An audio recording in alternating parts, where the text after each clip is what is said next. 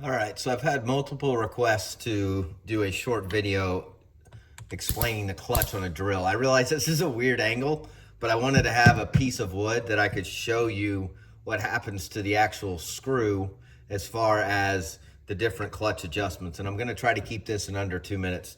So here's your clutch right here. And see how this spins?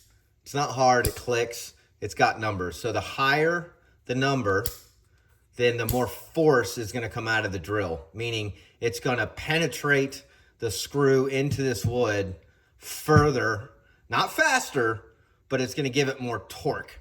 So if I have it down at 1, and I'm gonna barely hold this with my 2 fingers, and I pull the trigger here, you'll hear it click.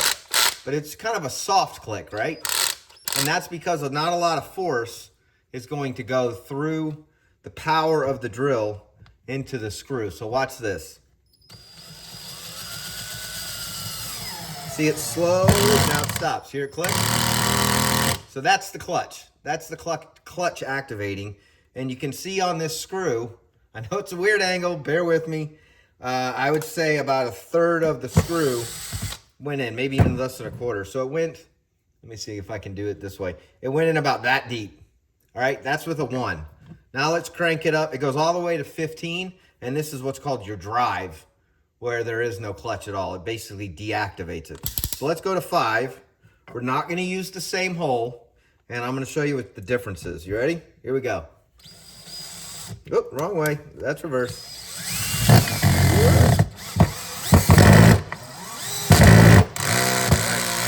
Now a little bit of bounce, I realize, but you can see the difference. So now this is at least, I would say this is about 60% of the way, all the way in. So we'll back it out. When you hear that click, that's the clutch activating.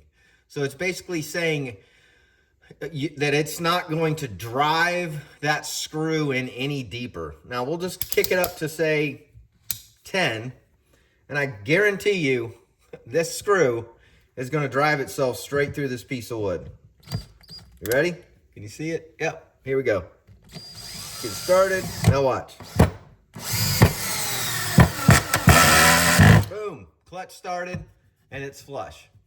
So the point of this is, depending on the surface that you're drilling in, is dependent on how much of this clutch you want to use. If you're drilling into soft drywall and you don't want to crush it, meaning you don't want the screw just to penetrate straight through it or go in too far and sink in, then you're going to want to use a lighter or a lower number. If you don't care, if you're drilling into something that's very dense and you want to go flush and it's a very thick piece of wood, you can go up on the clutch here and it's going to drive more torque and force before the clutch engages and stops the force of the drill to press down the screw. So I hope that helps. Again, it's not complicated. So in review, if it's a 1, there's the